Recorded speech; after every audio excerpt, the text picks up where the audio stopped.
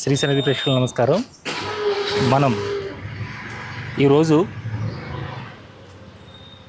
సికింద్రాబాద్ అంటే మన బేగంపేట దాటిన తర్వాత రసూల్పుర మెట్రో స్టేషన్ దాటి మీరు కొంచెం ముందుకు అంటే రెండోగా లెఫ్ట్ లోపలికి వచ్చిన తర్వాత పైగా కాలనీలో శ్రీ సద్గురు మహాన్ కండి స్వామివారి యొక్క జీవ సమాధి ఇక్కడ ఉన్నది.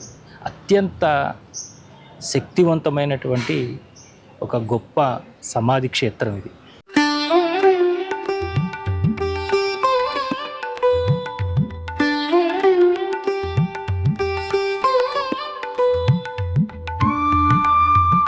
(1903) వారు సమాధి చెందడం జరిగింది. ఈ రోజున వారి యొక్క 123వ గురు పూజా కార్యక్రమం జరుగుతుందండి. కానీ ఇది ఎంత ప్రశాంతమైనటువంటి వాతావరణంలో మనకి ఈ ఆశ్రమం ఉంటుందంటే, ఇక్కడ వచ్చిన వాళ్ళకి యోగా మెడిటేషన్ క్లాసెస్ కూడా కండక్ట్ చేస్తున్నారు వీళ్ళు.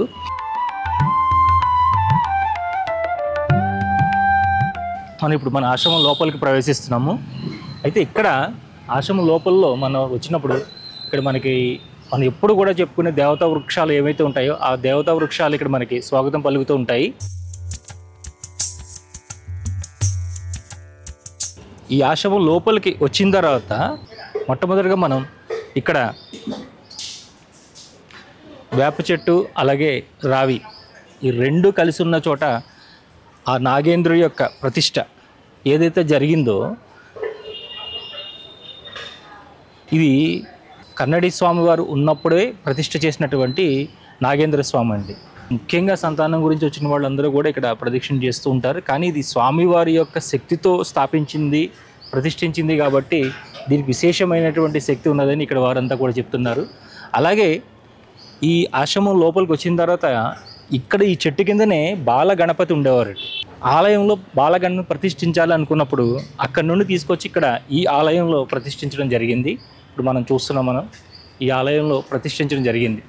అయితే ఈ ఆలయంలో అక్కడి నుండి తీసుకొచ్చి గణపతిని ఇక్కడ పెట్టే సమయంలో అసలు గణపతి అక్కడి నుండి ఇక్కడికి రాను అన్నంతగా ఎవరు కూడా దాన్ని ఒక 4 మనుషులు 5 మనుషులు 10 మంది 12 మంది కూడా ఉన్నా కూడా ఆ విగ్రహాన్ని తరలించడానికి వీళ్ళ వల్ల కాలేదు. కానీ గణపతిని ప్రార్థించుకుని ఆ తర్వాత తరలించినా కూడా అతిపెద్ద తుఫాను ఇక్కడ రావడము, దాంతోపాటు ఈ పరిసరాల్లో ఉన్నటువంటి ఒక మర్రి చెట్టు కూడా కూలిపోవడం ఇవన్నీ కూడా జరిగిన సమయంలో అప్పుడు స్వామివారిని ప్రార్థించి, స్వామి మీకు ఒక ఆలయాన్ని నిర్మించాం, మీరు అక్కడ ఉండాలనుకుంటూ చేసినటువంటి బాల గణపతి ఆలయం ఇక్కడ మనకు కనిపిస్తూ ఉన్నది.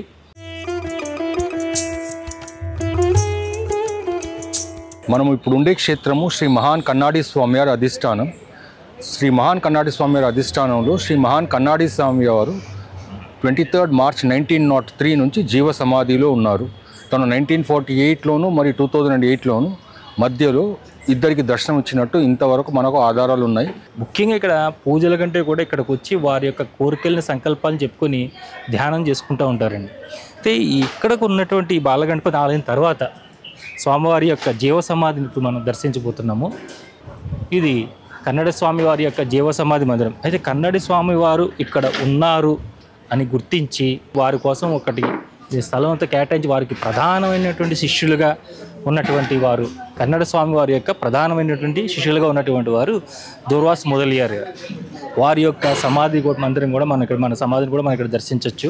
స్వామివారి దగ్గరనే వారు ఇక్కడ సమాధి చెందడం జరిగిందండి. అదేవిధంగా స్వామివారి క్షేత్రంలో కమల వినాయకర్ అని ఇటు సైడ్ ఉన్నారు. అండ్ ఈ స్వామి పెరుగుతున్నారు, he is growing in size. And right hand సైడ్కి బాల వినాయకర్ ఉన్నారు. దాని పక్కన నాగదేవత ఉంది.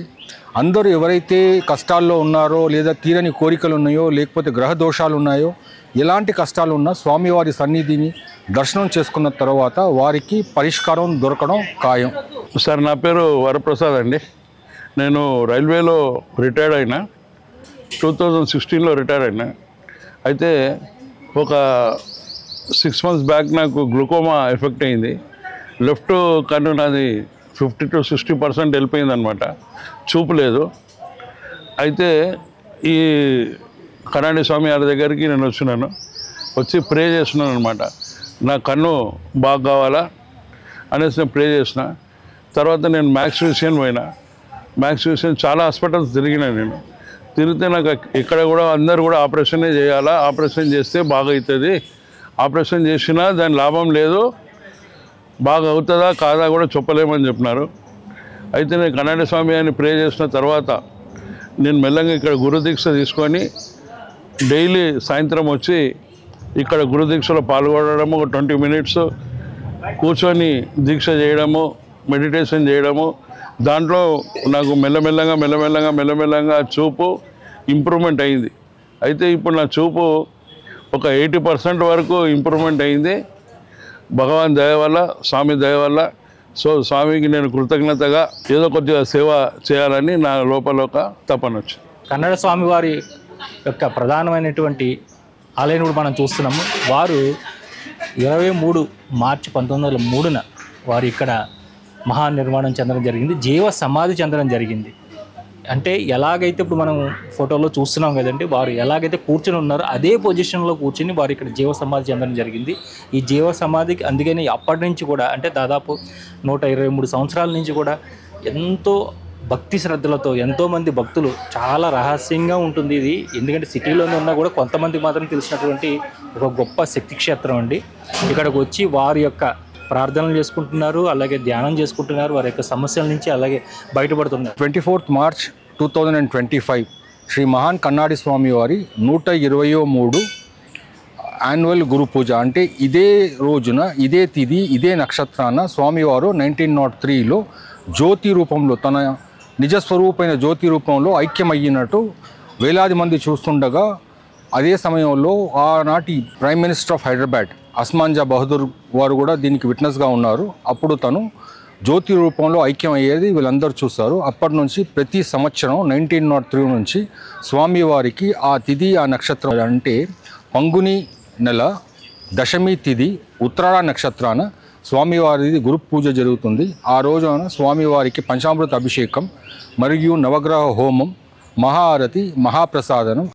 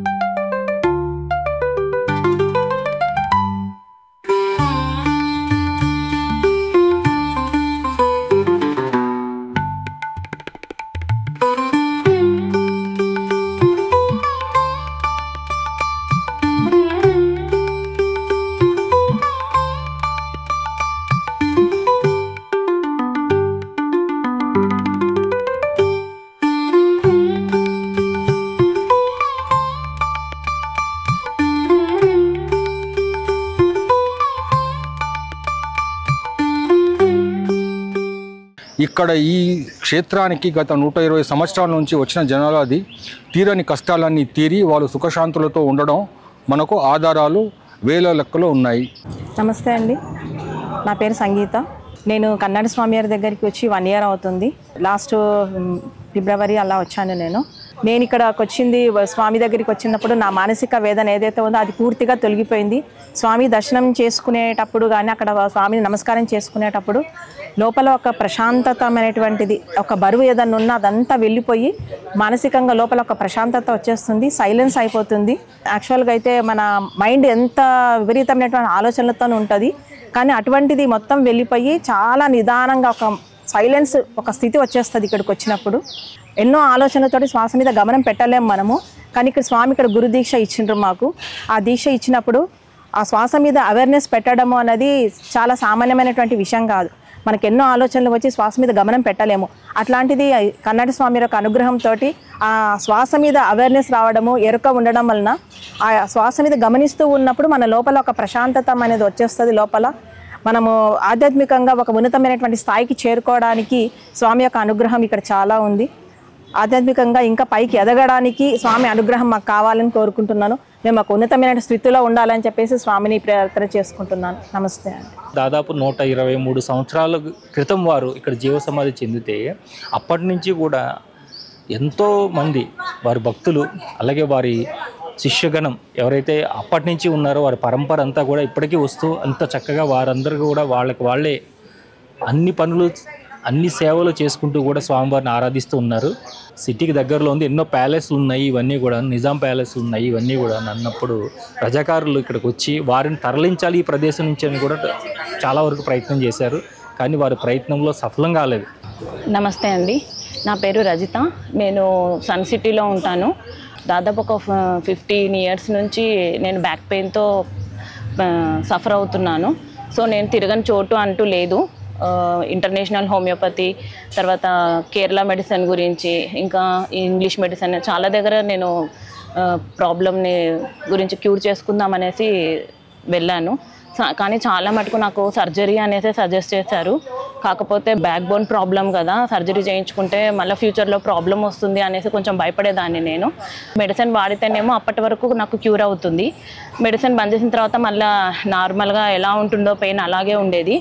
అనుకోకుండా నేను ఇక్కడ మా సిస్టర్ ద్వారా, తర్వాత వరప్రసాద్ అంకుల్ ద్వారా ఈ టెంపుల్కి వాళ్ళ త్రూ నేను ఇక్కడికి వచ్చాను.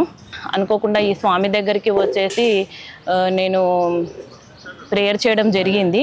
సో ఇక్కడ అనుకోకుండానే డాక్టర్ కలిసేసి డాక్టర్ని కన్సల్ట్ అవ్వండి, హోమియో డాక్టర్ ఉంటారు, తన ద్వారా మీకు జరుగుతుంది, అది కూడా స్వామి బ్లెస్సింగ్స్ ద్వారానే మీకు జరగాలి, మీరు ప్రేయర్ చేయండి అని చెప్పారు. సో నేను ఇక్కడ గురుదీక్ష కూడా తీసుకున్నాను, మెడిటేషన్ చేస్తున్నాను, చాలా పీస్ఫుల్గా అనిపిస్తుంది. అలాగే డాక్టర్ని కన్సల్ట్ అవ్వడము, ఎంతమంది డాక్టర్ల దగ్గర తిరిగినా కూడా సర్జరీ అన్న వాళ్ళు, ఇక్కడ మాత్రం డాక్టర్ నాకు బల్జెస్ కదా తగ్గిపోతుంది అని చెప్పారు. సో నేను ఇక్కడ మెడిసిన్ కంటిన్యూషన్ చేశాను. తర్వాత నేను అసలు కొంచెం సేపు కూడా కూర్చుంటే దాన్ని కాదు, కొద్దిసేపు కూర్చోగానే నాకు పెయిన్ వచ్చేసేది.